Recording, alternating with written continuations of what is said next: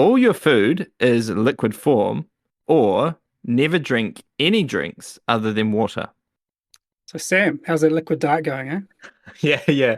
I've been 4 weeks on a liquid diet, so it's pretty tough. Like I miss pizza, I miss fried chicken and like crunching on things. And sometimes my wife will make a nice meal, or my mum, she's been down, she make a nice meal, and then I have to put it in the blender. And inevitably everything just starts tasting like pumpkin soup now. Like I had a little Oh, bit of pumpkin soup when I started, and now like if we blend up a curry or something, it just looks the same color, and my mind just tells me it's pumpkin soup, even though it's not. So I'm just kind of over it. Yeah, I don't know. Like, there are some okay things about the liquid diet. Like, I am losing a bit of weight, which for me is okay. And it means I'm slightly less focused and fixated on food, which is maybe a good thing, you know? And I realize that I'm like not getting as hungry and stuff. When you don't eat so often, then I guess you don't, I don't know. It's weird. Like, you just kind of form new habits and things like that. So there has been some good elements to it, but just like at the end of each day, looking forward to having dinner, that isn't a thing anymore. That just kind of like cheers you up at the end of the day, and I just don't have that, and that's kind of sad. I sort of miss that. And going out with friends, we went out with friends on Sunday, and they all had pizza with Zach, and I was just there having a drink, you know. But the alternative, like only having water, that would get quite boring. I'm a coffee drinker. I love beer. I love wine. The alternative I haven't considered really too much, and I wonder how boring that would be. But I think, like, I'm just keeping on talking, you know, it's just all my thoughts at this point. I think that, like, if there's a bowl of something really tasty next to you and you've got a nice drink next to you, I just gravitate towards the food. I'll demolish all the food, I'll eat like a pig, and then I'll have the drink after. That's just what I do. So maybe I have a slight bias towards food. Maybe that's natural. Like, there's slightly more satisfaction that comes from food than there is drink. Thoughts, opinions, guys? and I'm already starting to put together my like tier list for soups, and like pumpkin soup's definitely on the lower tiers. Let's be honest, it's not a good soup. Oh, Zach's horrified. That's like the only soup I liked as a kid, and I Oh, actually I'm big on pumpkin soup. Like, so for me, it's like pumpkin soup is like probably the top, and then eh.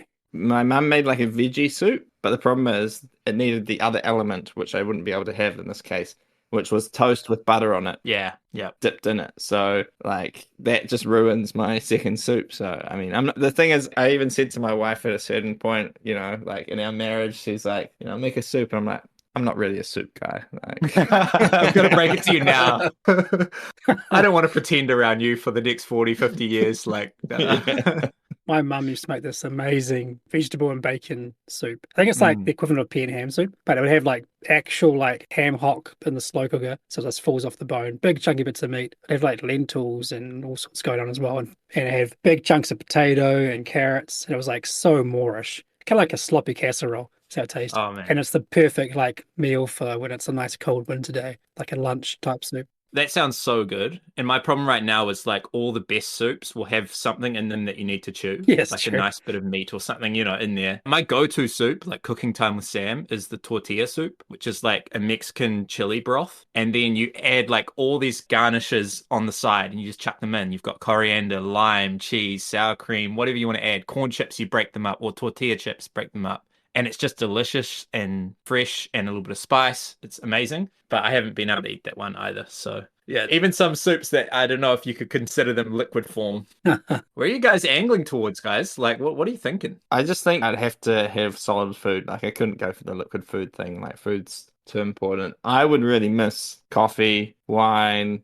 beer, ginger beer. I like ginger beer as well. But like many of the other drinks, I wouldn't really miss that much. I'd miss orange juice. I'd miss milk actually, because I guess you wouldn't be able to have milk anymore as well, Yeah. right? Unless it's like inside something that's then solid. So I would miss milk. Like I like my kind of cold chocolate or like the equivalent of chocolate milk. I know Shem likes chocolate milk. I like Oh having yeah. Cadbury drinking chocolate in the milk, stirring it around, you know, having my little ritual. Got to say goodbye to all of those, man. Got to say goodbye to all of that. So that would be like pretty sad. But man, like I lived in Italy for a long time. Food is like an obsession there, and I was part of that, man. I was into that, you know, just like you're eating a meal with your friends, and like if you want to talk about something with an Italian, just start talking about food. Just start talking about stuff you've eaten. You can talk for hours and hours and hours. Like that is like the go-to like conversation topic because everyone has got something to say about it. So I really like food, and You can also be obsessed with food without being like a glutton, if you know what I'm saying. Like, Indulgent. Yeah, for sure. Like For sure. being over the top. So yeah, I could not give up on solid food because I don't really like soups and I'm not a soup kind of guy. And so yeah, the drinks would probably be healthier for me. Just water, Yeah. you know? So it'd probably be a good change at the end of the day.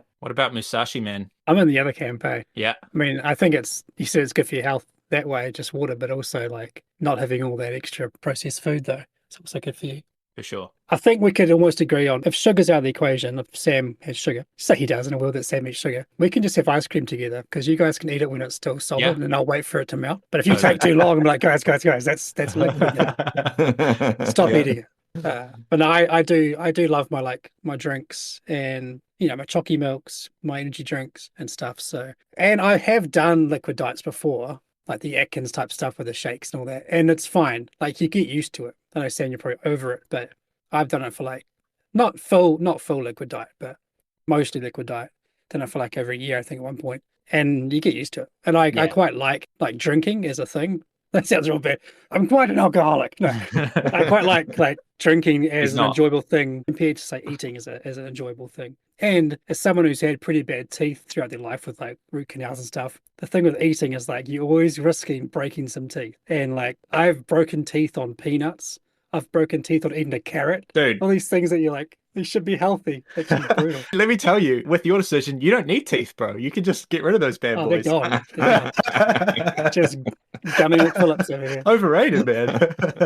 There is something, romantic's the wrong word, but I can't think of the right word, about the morning coffee and just like the birds chirping. I'm just going to have me and a cup of coffee. And then also in the evening, going out for a drink with a friend, or going out for a drink with friends. Like there's something quite special about the thought of that. And that's why I'm really having a hard time saying no to the drinks. And so maybe I'm just going to go with the pain and the boredom and the disappointment that I'm currently facing, the enemy that I know rather than the enemy I don't know. I'm going to go with liquid food. It's crazy. It's a banger question though. It's a banger. Like I can't believe that both you went. I'm so sad about this is a 3 for 3, man. Like I was thinking, like everyone wants food. The thing is, I'm addicted to caffeine. Like I straight up am addicted to caffeine, and so I'd have to start eating like coffee slice every morning or something. And I know that I don't know.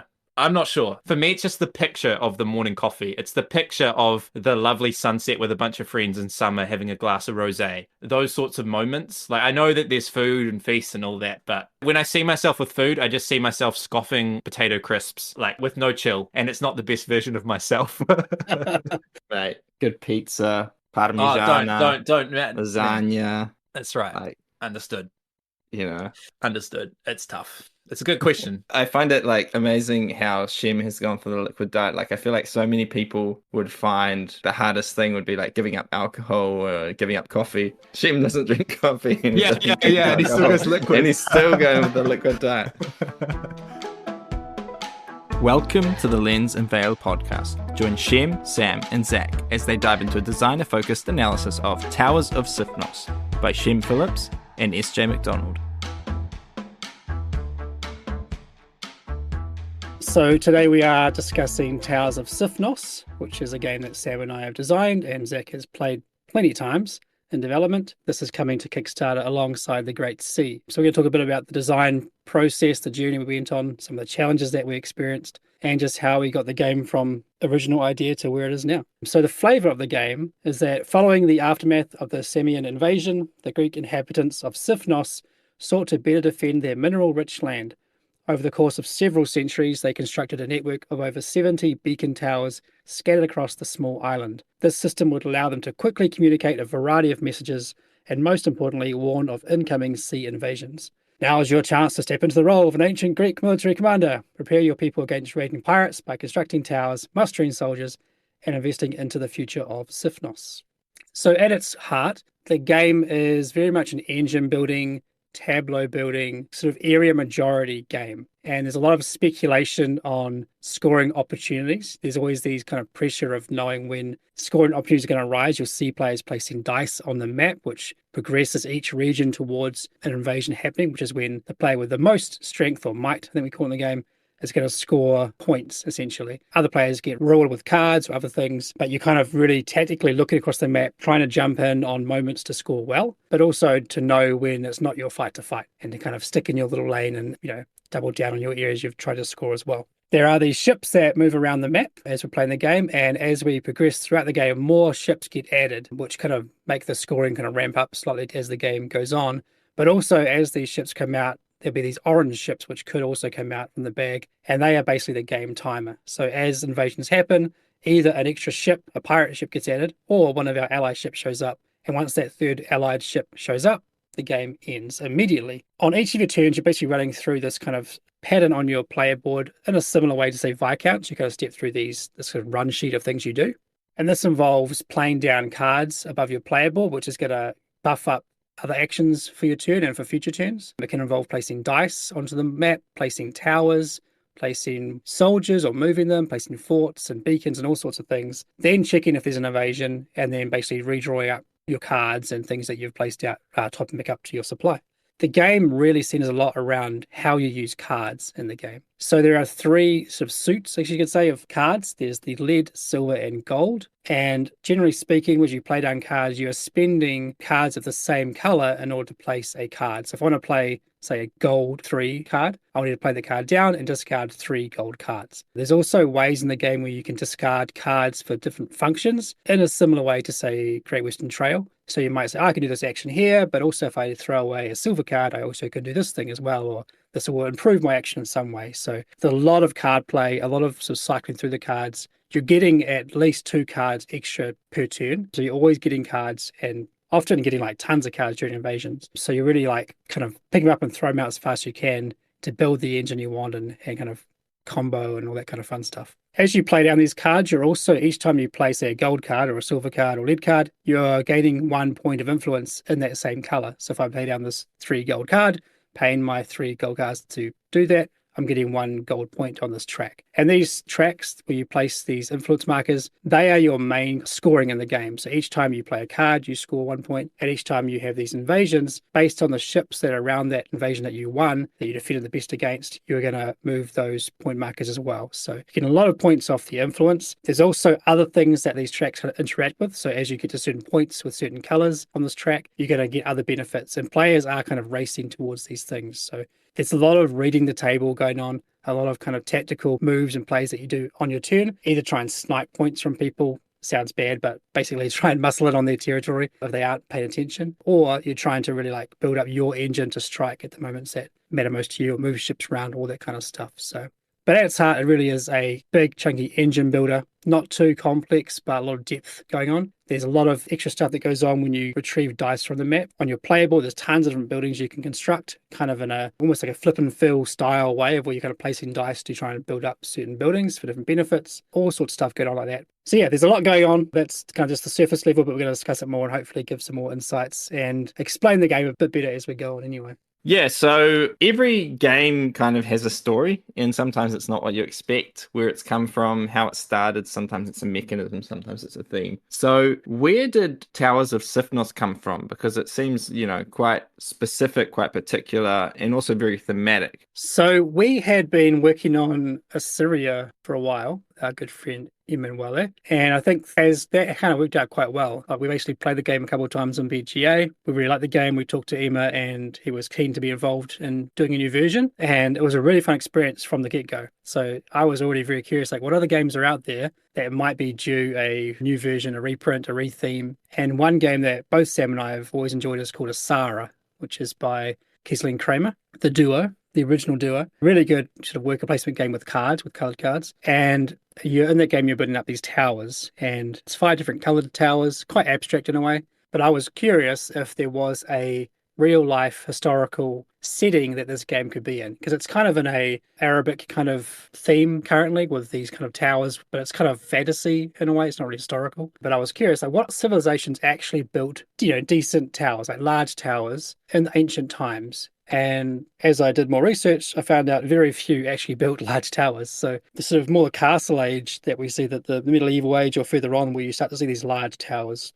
and large spires. But even then, they're mostly just one color. Like they're all stone or wood or whatever they are, marble. They're all kind of one thing. And civilizations didn't particularly like diversify their building techniques so much within the same era. So the kind of Asara world I was looking for doesn't really exist. There are some cool tales from more modern history where this kind of did happen. There's one actually in Italy, Zach, where it's like there's this one town, you might know of it, but they basically, the neighbors were like, I want to build the biggest tower. So they would. And then someone else was like, no, I'm going to build a bigger tower. And there's this, I can't remember what it's called, but there's San a city. Gimignano, I think, because you can still go there and it's full of towers. But it was quite a common thing in medieval Italy, like where towns would have like lots of towers to like show like how impressive they were. Yeah. And people would just have these empty towers like above their house, basically, as a sign of like how big they were. It's Babel all over again, yeah. Yeah. When they got invaded, like for example, Pisa used to have a lot of towers. Florence, when they invaded, they just like busted down all the towers to be like, nah. Oh, You're brutal. insignificant now. Yeah. Yeah, exactly. Yeah. So yeah, San Gimignano, south of Florence, it's amazing. It's full of towers. You can even run through it in Assassin's Creed 2, I think. Well, there you go. So yeah, I basically was looking for these kind of places, these stories from history, and this led me to discover the island of Sifnos. This is quite a small island. I don't know what it is in hectares or acreage, but it's pretty small. Let's just say it's pretty small. But they did build close to 80 beacon towers on this island, which is pretty impressive based on the size. Like, I'm pretty sure you'd be able to see them like with your naked eye from one tower to the other. That's that close. The reason they did this was because I think historically they believe that Sifnos has the second oldest silver mine known. I think that's the fact I remember. But they also mined other minerals there, like gold and lead, and I think there was marble and other types of granites and stuff going on. So there's a lot. But we had to kind of pick three as we kind of land on this theme because I wanted to have these kind of three things you're mining and stuff. So we went with gold, silver, and lead because the colors are quite different. Well, at least we could make them look different, black, white, and yellow, basically.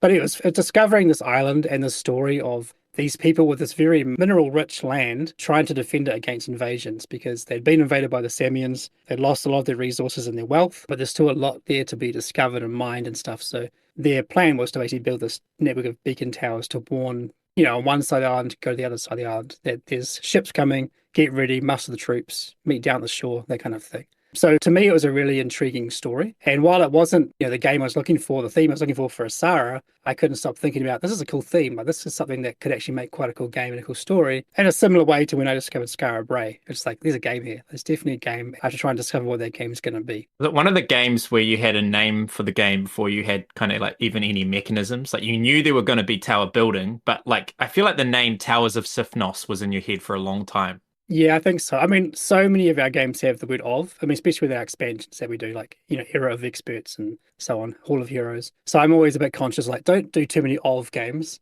But I think to date, the only game in the ancient line is Raiders of Scythia. Maybe I'm wrong. Oh, Legacy of You. There's two already. So we try not to stick to the naming convention too much, like try and break out of it. So that's why we've got like, Ezra and Nehemiah, The Anarchy, like try and make different kind of conventions for the names. But this one felt right. It's all about the towers. We usually just call it Sifnos when we talk about it in-house. But yeah, Towers of Sifnos, I think was always the name that kind of stuck and what we started with anyway. So this is a co-design though, and I know the first version of the game that I tried, I remember you called me and Sam into a playtest of this new prototype that you had done. That was just you designing it. So at what point were you like, actually, this game feels like it needs a bit of Sam Macdonald in it and a bit of the dynamic duo that are you two guys working together? Yeah, the original one was quite simple. So I mean, that's how I usually design is try and think up something like a small mechanism that works for action taking or whatever it might be. And the original version of this, I went through a few versions, but the one that kind of started to work was that on your turn, you'd place a die into a region and then you place a tower next to that die. So it was more of a tactical puzzle, like I'll put this die here, which might contribute to that invasion, but then I might put this tower here, which is now contributing to 2 or 3 invasions. And next turn I might place a die in a different region, but the tower is also connected to that tower and so on. So you kind of position yourself for these moments to score. That was like in there from the start. I think I had different workers, or at least I had like workers that were standing up and lying down for like farmers and soldiers. I was trying to get around this idea of like, you're there to kind of mine and to produce, wealth for the island, but you're also trying to defend it as well, trying to position yourself to defend it. So that's kind of how it started out. And there was, playable kind of prototype, but it was very simple. And I think I had some resources in there as well. There's so many different versions of this game, but I had versions where it was like using tiles and dice to take actions. And there's one where it was like, you're just simultaneously choosing which actions you're going to take and where they go and all sorts. But when I kind of landed on the version that was working, I was happy with it, and I was like, "This is cool. That's good. I like it." But it wasn't like, "Oh, this game's blowing my mind. I can't wait to play it again." Like, that's where we usually get to with our prototypes, where we get to a point where like, "Oh, this is so fun. Like, I want to keep playing it," and then we start developing it and tweaking stuff as we play it more. But you kind of want to get to that point where you're kind of addicted to playing it because it's like, this is so fun. It's fresh and new, and I'm discovering things. And this game hadn't really got to that point. It was just like, yeah, it works. That's cool. It works. But it wasn't exciting me to play it heaps and heaps and show people and everything. So I kind of felt like it was just lacking depth. Like there were systems that were working, but there wasn't really a reason to come back and play it over and over and explore it and that kind of thing.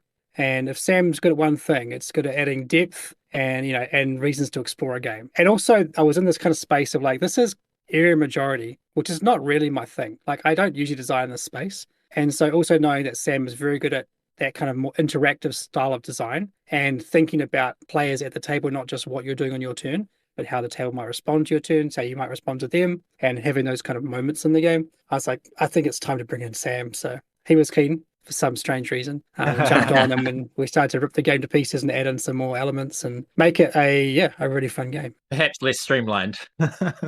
So, Sam, what were your impressions of the game coming into it? And when Shem asked you to be part of the co-design, like, what did you feel you wanted to bring to the table at that point? Yeah, game design's such a funny thing. Like, it's actually very apt to personify a game, where we talk about like each game becomes what it wants to be, and they have their own feel and their own personality and stuff like that. And this experience of designing this game was quite different from any that I've had before because I was added quite late into the piece. Shem would have gone through 5, 6, 7 iterations of this game. I felt like I played most of those iterations, so I was there involved as a playtester, which was cool. So I had the history of the evolution of the game, and I had experienced kind of every step of the process and started to see kind of what Shem was desiring from that game. But I think this was the first time, maybe the first time, where I was invited into like someone else's design like quite late into the piece, which is quite an honor. Like, I was really, really honored to be allowed to join the project. So yeah, that was a unique experience for me that I totally just couldn't say no to, like absolutely super keen. Shem was right that earlier versions of the game were very tactical, like it was a tactical puzzle. And I think that was because you were taking the same 2 actions every turn. You were placing a die and then placing a tower. And so you had to respond to what other people were doing, and you couldn't really plan, like you probably wouldn't want to plan too far in advance because the map state was changing quite a bit. So this tactical stuff was cool, and we definitely wanted to keep that in the game. What I wanted to add was perhaps some slightly more like overarching strategies to pursue, like lines of play that you would come back, or at the end of the game, you would say, I did this thing that was cool, this interesting, noteworthy thing.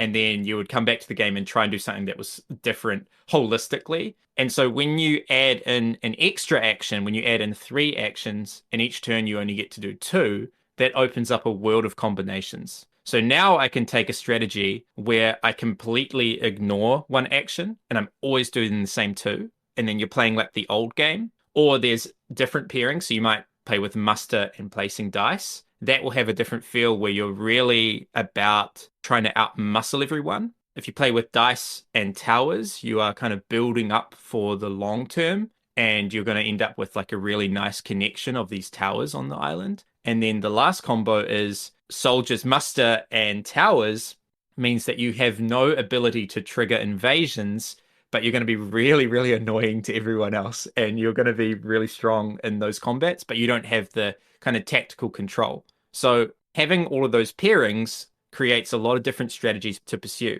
And not only those 3 pairings of actions that you would do together and ignore one of them, but then you could also take another extreme approach where you always do one action and then you choose between the other 2. So I'm always going to invest. And what's that going to look like? At placing dice, it means I'm going to be focusing on buildings. It means I'm going to be focusing on triggering the right combats at the right time. If I always place down towers, then I'm going to be focusing on getting out my beacons, which are bonuses you get for surrounding regions, and building up this really nice network.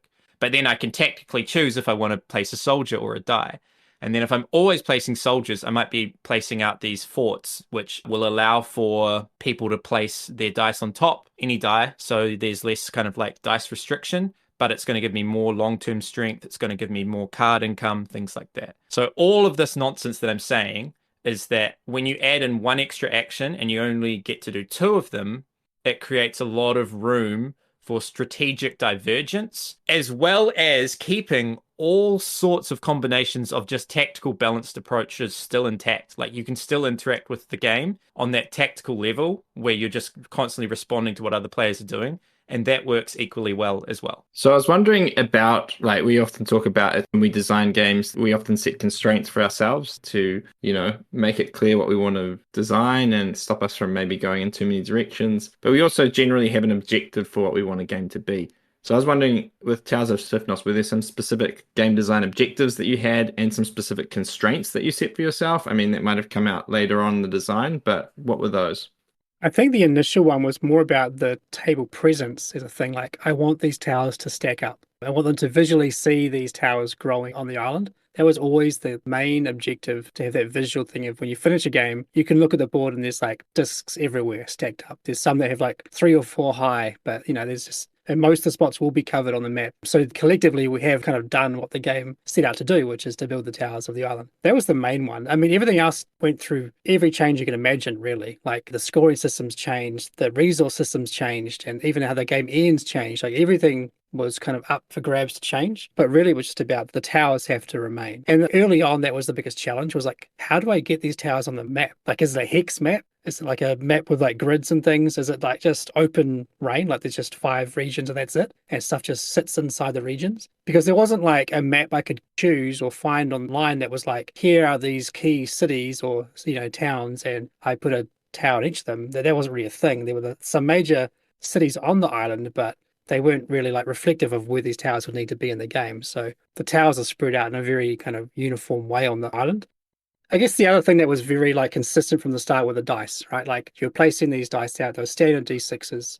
But in the original version, you basically placed them as a timer for those invasions, and then they'd come off and go back into your supply. Or they get removed entirely, I think it was, back then. And that was actually the original game timing, was like once someone placed their last tower or their last die. Or it was like when their sort of reserve ran out of either of those things. But that game timer changed. But the way it kind of developed was like, these dice are always in the game. These towers are always in the game. Beacons were also a thing from the very start, but they did have different functions back then. But having the idea of a beacon being lit was kind of an important thing thematically to make sure it was always in the game as well. But the dice ended up going through like more and more depth as Sam came in as well. I think before Sam jumped on fully, I think it was either I just got there or it was a Sam suggestion, was like, these dice should come back and do something. And originally it was like the small grid, like a 5x5 grid where you place dice, and there was some restrictions about like matching numbers or whatever, and you're trying to fill rows and columns. And then I think once Sam got more on board, this developed into these dice now go into these building slots, and you're kind of trying to construct the various buildings on your player board. So lots of stuff changed there, but really it was like that core thing of there's dice, there's towers, there's beacons, there's a map. Those things, remained to the very final version. So one constraint that you definitely set for yourself at a certain point in the game, or maybe not a constraint, you came to that decision, was to have no resources other than cards. So maybe Sam, you could respond to like, why did you guys do this? It's quite a unique decision. I don't think you've really done it before in other designs. Have we done this before? It's kind of like the Race for the Galaxy thing, right? Yeah. Can't think of a game where we have. Ultimately, it was because there were other resources in the game. There was like coins. Wasn't there like, there was like jars or something? Yeah, Shem? like favors or something they're called. Yeah, and there were always cards, and then there were little like charges, like a charge token that you'd place on cards, and they'd have a certain number of uses, and that was kind of cool as well for a bit, but it was kind of fiddly. But ultimately, it was like, are these coins and jars and other things, are they actually cool? Are they actually good to have?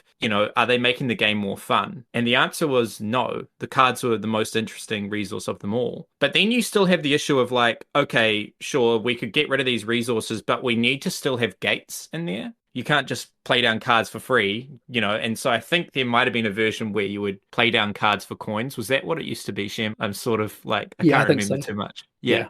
And we had this conversation about like, why don't we just pay for the cards with cards? And then you're going to see a lot of cards, you're going to have a lot of options for what you could do and how you customize all of the actions on your player board. But there's still restriction, there's still gates there. You need to discard cards in order to do that. And we landed on giving each of these cards a suit or a color. And this kind of tied into the main goal of the game, what players are trying to do, how you score points. And that's with the gold, the silver, and the lead.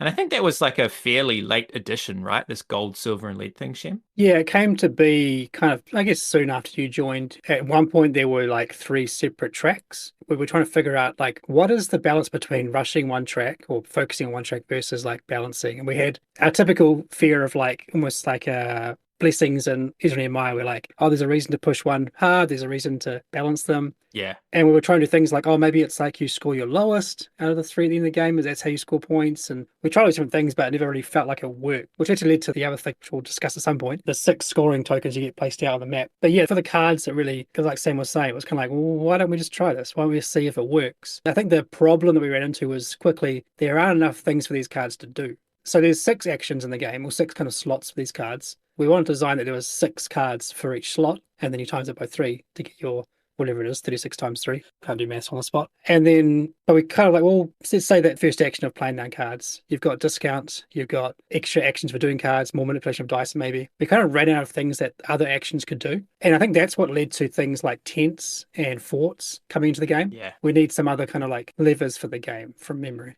Yeah, because we wanted all the card powers to be interesting. Like, we could have given more and more dice manipulation and more like the tower icon manipulation and things like that. But then you're just giving rewards that are uninteresting. And so when we take away resources like coins and jars, then we actually have less stuff to give players to make the cards more interesting. So that restriction that we created by removing coins and streamlining the game in some ways meant that we need to create more cards, but now these cards have fewer things that they can do. And that's when we went to town with stuff on our player board that we unlock and like all that sort of stuff that I love, that adds a lot of like player pieces and components and stuff like that. But it creates a lot of divergence and a lot of room for interaction between players too, because like the forts in particular are inherently quite interactive. I remember like often when we're developing games with the files, I'll just slowly change stuff, right? Like, oh, here's the map file, this like, player board.ai file, whatever it might be. And that's the same file that exists for the next like 6 months. It just constantly changes. Now and then I might have to restart and do something different. But I very rarely like keep stuff. I'll just keep this file and, maybe I'll come back to it. But I remember this one here where like, just try doing no resources. I was like, oh, I'm saving my old files because this might be a disaster. Like, let's not overwrite anything. So it was very much a case of like, all right, we'll give it a shot. And then I think straight away we're like, I don't miss the coins. I don't miss the favors or the charges, or like, this is just better. Yeah, and it creates an agonizing decision so how it works is if I want to place this card down in my tableau, which is going to give me a permanent buff for the rest of the game when I take that action, it might have a number between 2 and 4 at the top, and it'll have a color. So it might say like 4 with black banner. And the higher the number, the better the card is, roughly. And when you place that card down, you need to spend 4 black cards, 4 additional cards you need to discard, 4 black cards in order to place that one down. And that will then bump your black track, your lead track, which is going to be worth points at the end of the game.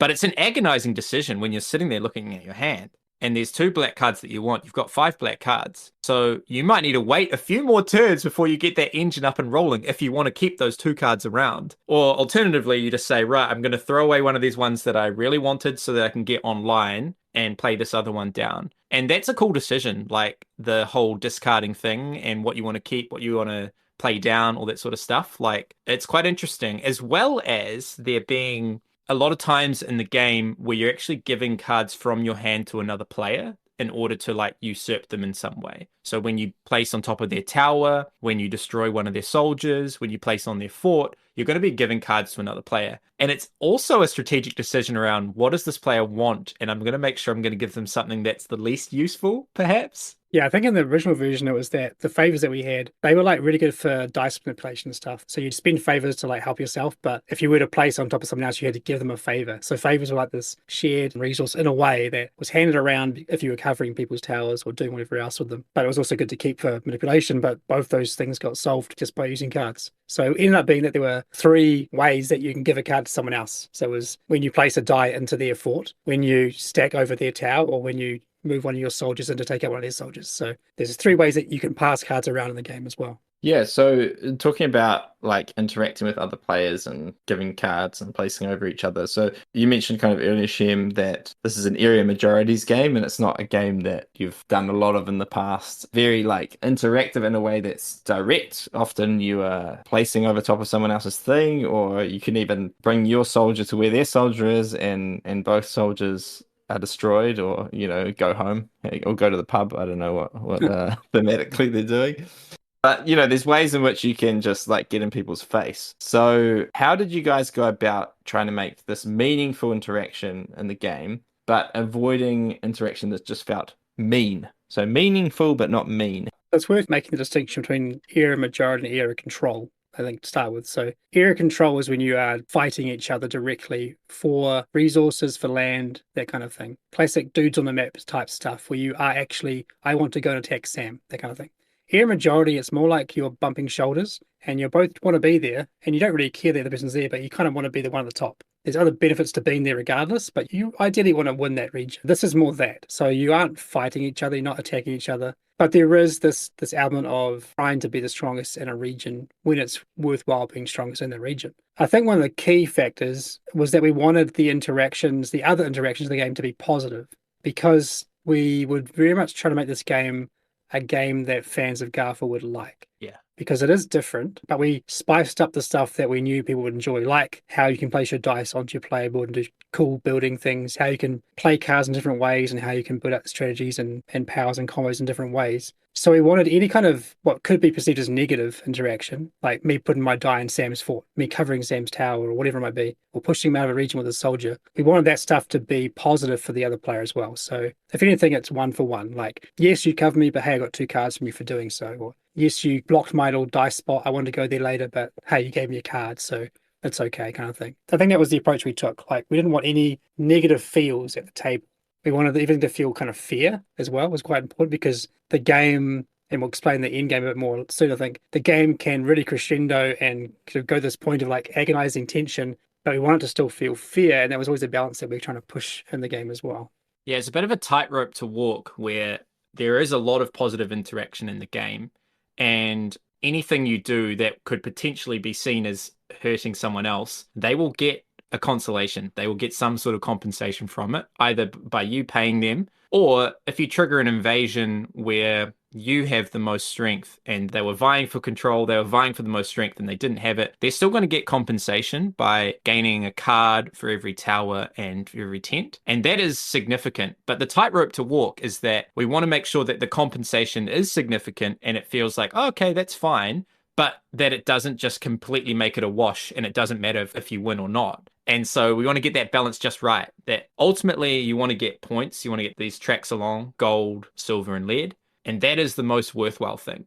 Now, cards can give you points, but it's about every 3 or 4 cards will give you a point. And so it is still worthwhile winning these invasions. But when you win the invasion, you usually get points. And when you lose the invasion, you usually get cards, which gives you the opportunity to build your engine a little bit stronger and bounce back. And I think that we got that balance right. Like, it never feels super bad, but there is still that tension of actually wanting to win and needing to make the most of the opportunities, because there's only finite number of opportunities to score and to benefit from these invasions. So you can't just lose all of them, but losing 1 or 2 or 3 that were contested is actually fine. So yeah, we didn't want it to be a wash, and we tried to find that balance.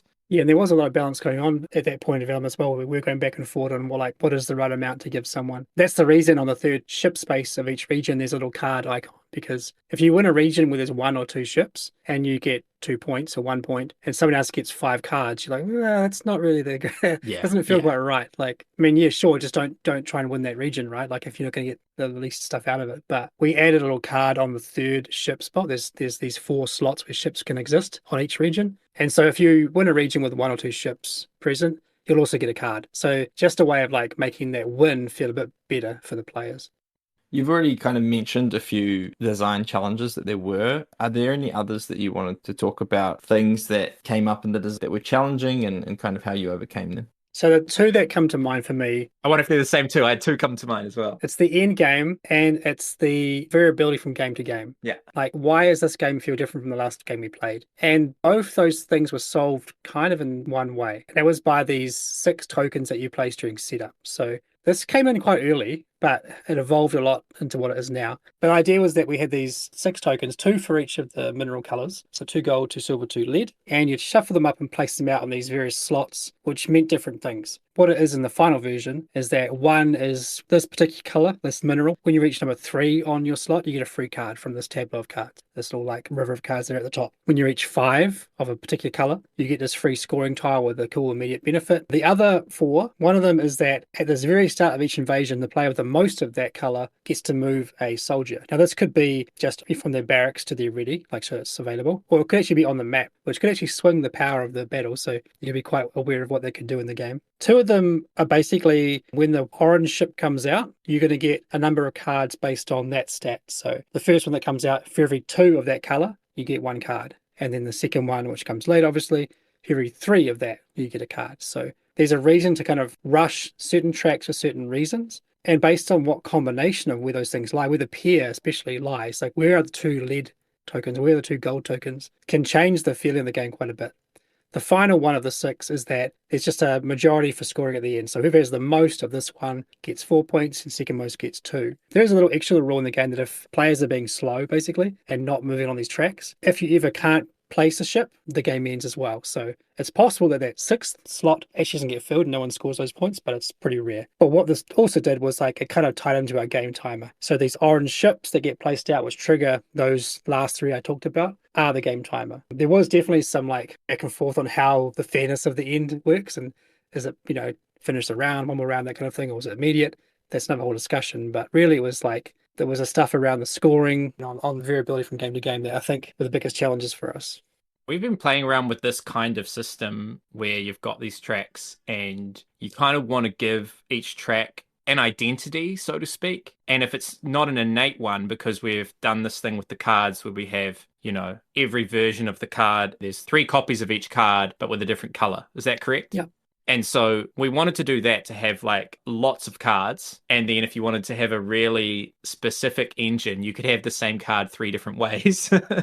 But you're going to get one of each stat if you manage to pull all of those. And so innately, these tracks don't feel that different. And so from game to game, we wanted to give them identity. I think we might have played around maybe at some point of actually innately making the tracks feel different, but the variable one ended up feeling better. But in a way, we were inspired by what we had done in other games with this kind of system. Maybe one can't be announced. Yeah. Another one, we're sort of working on something different, similar but different in the second East game. So playing around with these tracks with like different bonuses each game based on some random setup conditions that impact all players. And it's kind of telling you, here's all these options for how you boost these tracks.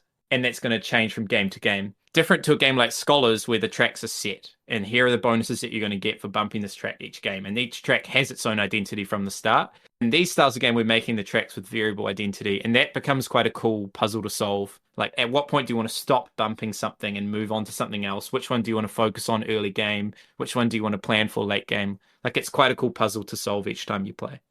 Yeah, so you mentioned there that the game ends instantly when the last ship comes out. And I know from playtesting that there were some versions where it was like everyone gets a last turn, or, everyone gets 2 last turns. And like, how did you guys kind of come to land with the in-game mechanism and how exactly it worked?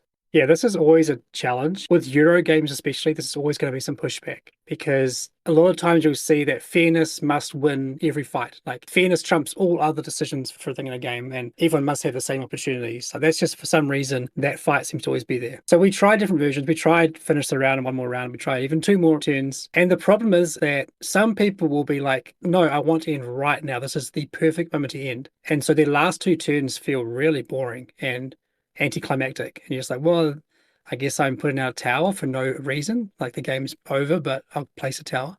And other players are like, oh, those 2 turns help me win the game. And so at some point the game has to end, right? It has to be cut off at some point, and where that cutoff is going to benefit one player over another player just because of the nature of the game. And so really we're choosing, like, where is that cutoff? Like, is it at the moment it ends? Is it like end of the round, 2 more rounds? At some point, it's cut off, and the truth is, it doesn't really matter where that cutoff is. It's going to be swingy for each player. So we had to really decide what is the most exciting end of the game. Yeah. That's what it came down to. And the most exciting is when you're like, all right, let's draw that ship. What's it going to be? What's it going to be? And it's not orange. It's not over yet. We're still going. Like, that feeling's great. And then the feeling of like, it is the orange ship. And someone's like, no, I wanted 1 more turn. Like, even though it's frustrating, it's kind of exciting and like, And then you get the whole like, oh, I would have won if it was my turn. And, which is fine. Like some people will get salty and say, "Oh, it's unfair. You had one more turn than me." But the whole grand scheme of how this game plays out, much like a game like Raiders, is that there's a lot of turns, and if you haven't won, that's not because of that one thing. That's because of other things. And like this, there is going to be some pushback, I know for sure. But we think that what we've got is the best version of the end, whether or not people agree with that. And I think as designers, you kind of have to just go, you know what? It's our decision to make. We have to choose one, and no matter what we choose, is going to be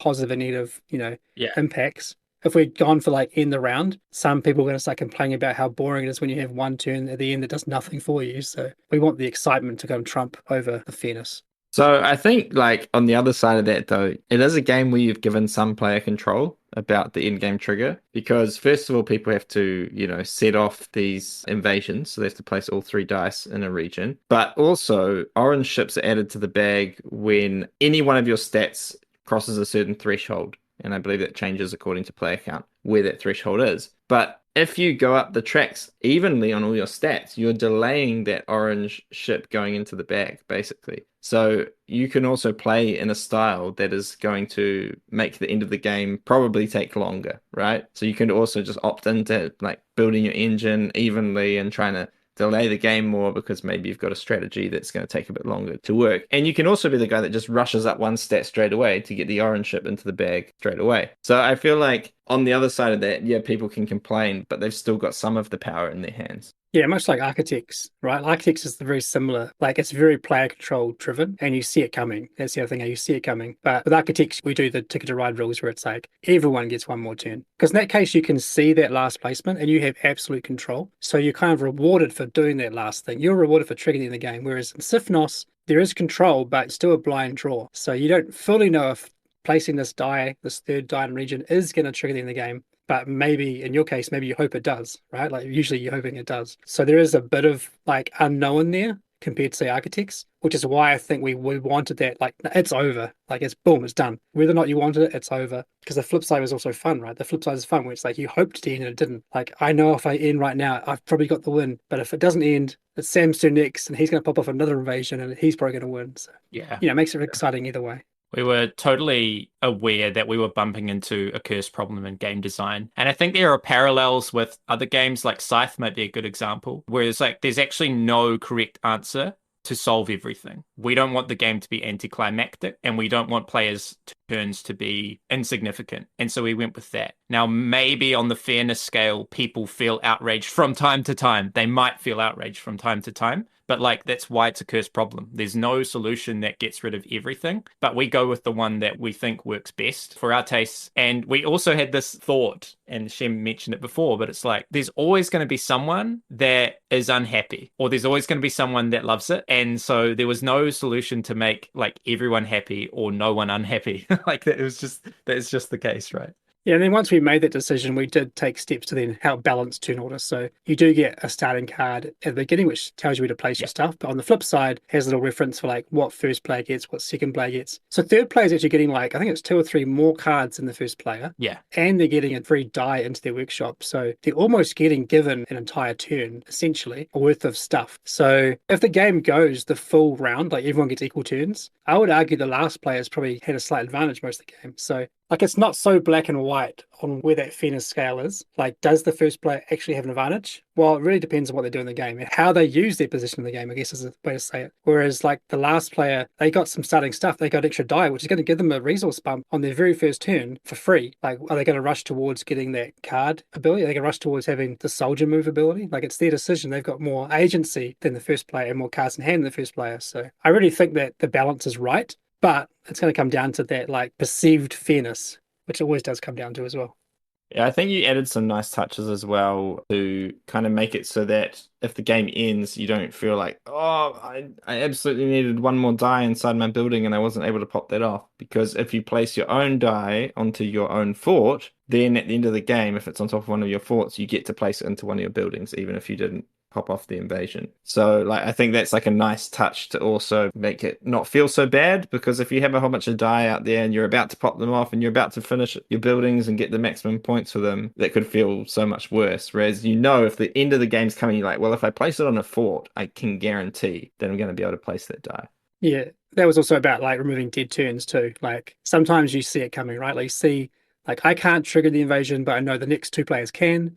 This turn feels a bit of a wash because it's probably going to end. So I'll put this die in this fort knowing it's going to come back. So it was more about, for me at least, more about removing those dead turns in the last round to counter the anticlimactic feeling that some players might have. And that point that you raise about the starting resource is actually a really interesting game design conversation when you have a game where having equal turns is not good for the game's tension. And tension often is king. Like, game feeling anticlimactic is dumb. And so you have to work in probabilities. Like, so in a game where it could end on any player's turn, if it's a 4-player game, then it's 75% more likely that player 1 has had one more turn than player 4. Like, the only time when player 1 hasn't had one more turn than player 4 is when it ends on player 4's turn, right? But then there's those probabilities of player 1 having more turns than player 3 and player 2. And so that's an interesting thing to figure out. How much is 75% of a turn worth? And then also, like, how many turns is the game going to be? Because it's not going to be the same number of turns every game. And so we're coming up with some sort of average of 75% of a turn in a game that could be 12 to 20 turns. So we're going to say in a 16-turn game, right? Like, it's averages. It's the fun, like, mathy part of game design that we try and figure out by feel that you can never get 100% right, but we still put it in there for that climactic feeling. And what I will say, in this game, you get to the moment after the second ship has been drawn where you're at match point. And it's just like, it's the best. Like, the rest of the game, we're at match point. Any ship could trigger it. And there's this sense of urgency. Okay, I've got this final scoring condition, or maybe I haven't. I need to make sure I get one. I need to make sure that I'm going to be placing all these things down that are going to score this well. Do all the things that you need to with urgency because we are at match point. Before that point, you're building up your engine, trying to get more cards, trying to make sure that maybe when the next invasion occurs with the orange ship, that you've got that track really high, so you're going to get more cards, kind of like seeding things into different areas on the map. And then this switch is flicked and people are in like late game mode, let's go, rock and roll. And it's a great feeling. And that's kind of what we were aiming for, is for players not to actually try to stall too much once it gets to that point, but try to use the end game to their advantage.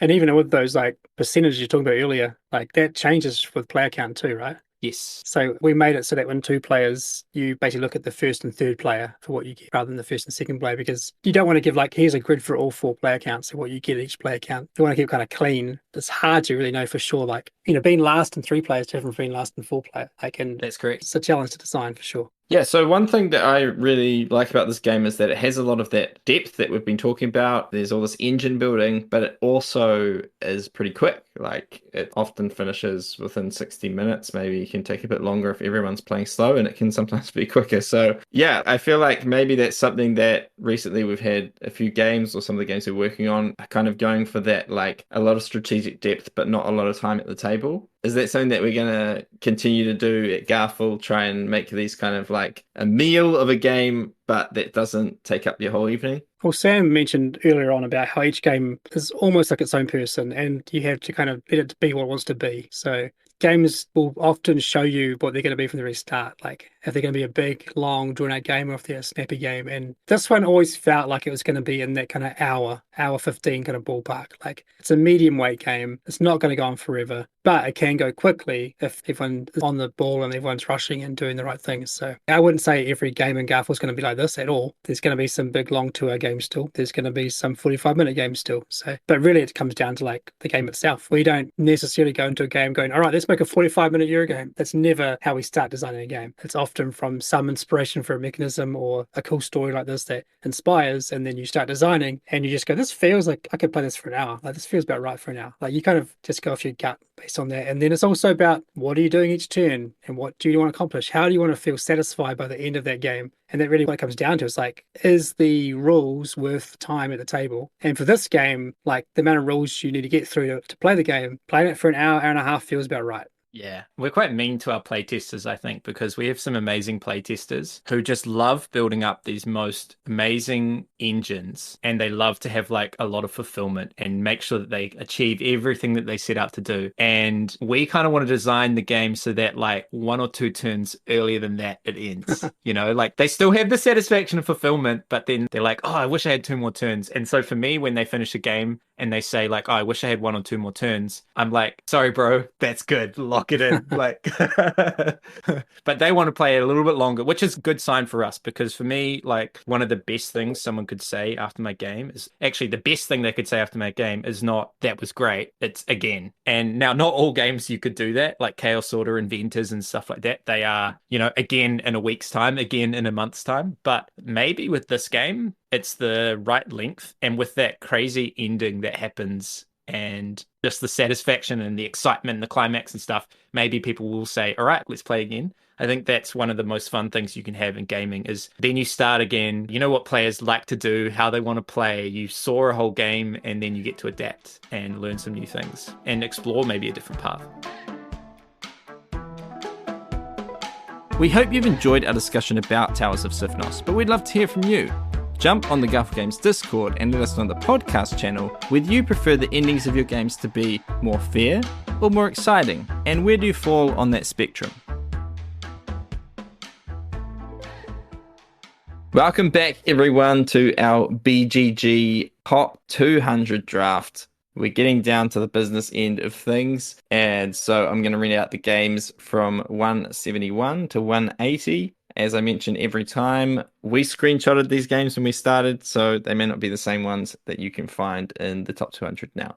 So the 171 to 180 are Cartographers, Alchemists, Ticket to Ride Europe, Forest Shuffle, Planet Unknown, Watergate, Undaunted Normandy, It's a Wonderful World, The Isle of Cats, and The Lord of the Rings, the card game. So Sam will be banning, and Shem will be first picking.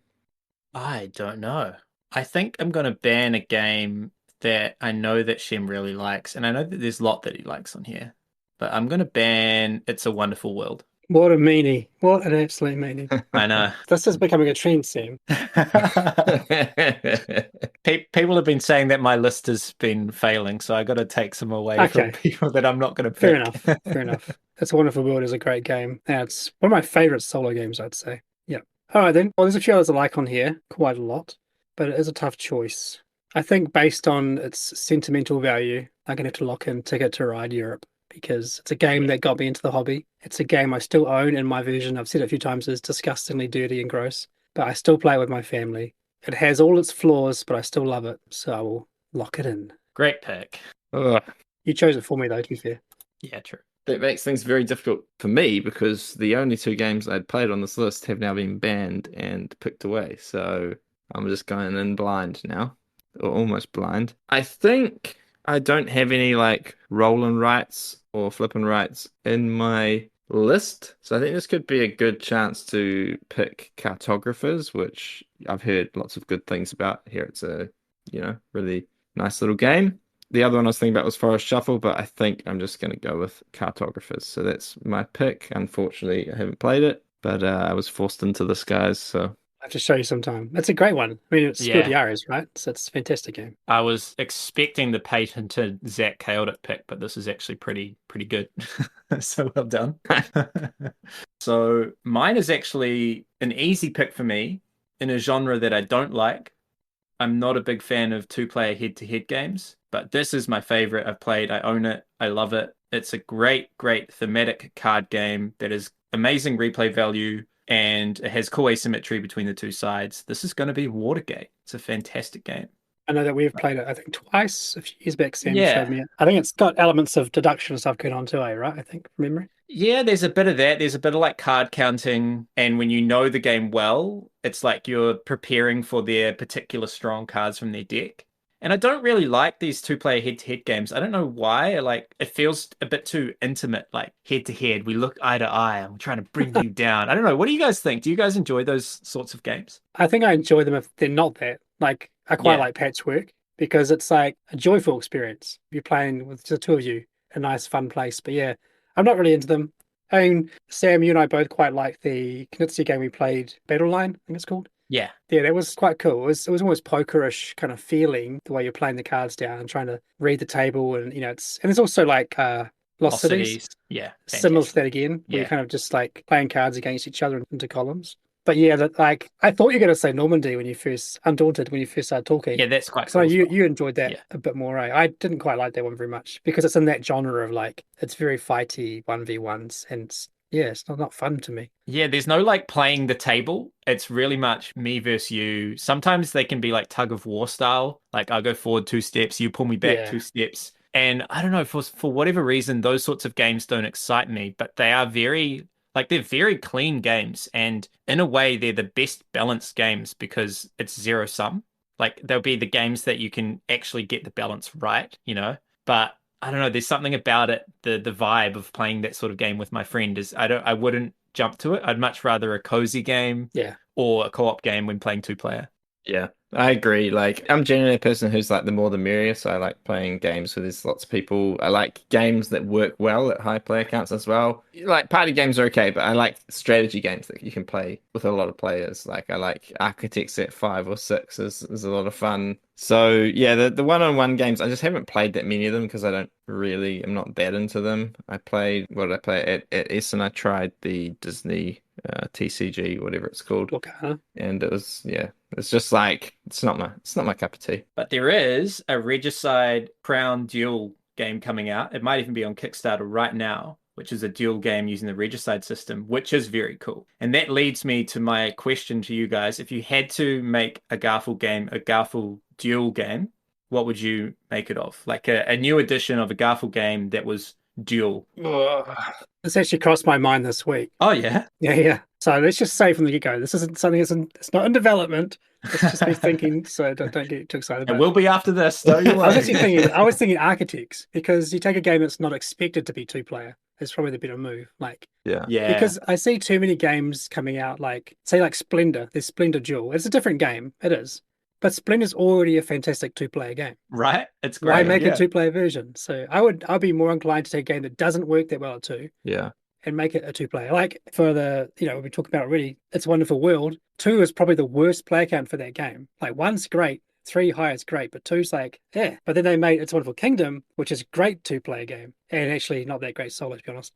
But like, I would do that. I'd take a game that's not good at 2 and make it for 2. That's a great shout. So you'd say Architects. Yeah. Secret Society's duel. That's also one that's like, 2 players there, but it's not the perfect play count. Yep. I feel like you already kind of like changed the 2-player rules in a way that makes it feel a bit different from the rest of the game. Like you kind of had to, right? But I guess you could design a whole game to make that feel even better. But yeah, I think Architects is the great shout because it's a game where it's like, if there's 2 players, I'm never going to suggest Architects. I know there's like the 2 players in the bot thing, and maybe some of the expansions make it better, but I've heard, adding both expansions, 2-player becomes a bit better. But like definitely base game 2-player by itself, that wouldn't be the game I'd bring to the table. So I think that is a great shout, and I can't think of any other Garphill games that are as bad at 2. I don't know, maybe, but I think Legacy U is pretty bad. oh yeah, true, but It just does not work at 2. Legacy I don't know. of There's You some people that duel. play 2-player co-op. Let's Legacy go. of U too. Someone plays as the barbarians in the river. Ha. Oh, let's go. 1v1. No, Yeah. we're not doing that. Someone plays as a river. Asymmetric duel. It's sounding a bit like, what's it called? The cave game. Vast. Yeah, someone plays as Vast, the cave. One's the barbarians, one's the river, one is you, one is the shells. The shells just sit there. Nice. Thanks for listening to the Lens and Veil podcast. This podcast is brought to you by Garphill Games.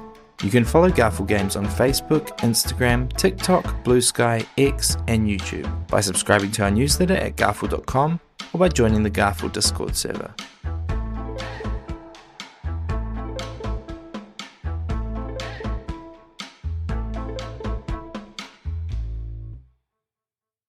Is your face sick? Oh, sorry. I could see your guys' faces. I didn't realize. I want to see when Okay, you talk over me, okay? Yeah, that's right. When you put your hand up after Anyway. my hand up's been up for a minute. They're called Xantics for a reason, bro. I'm just gonna own it.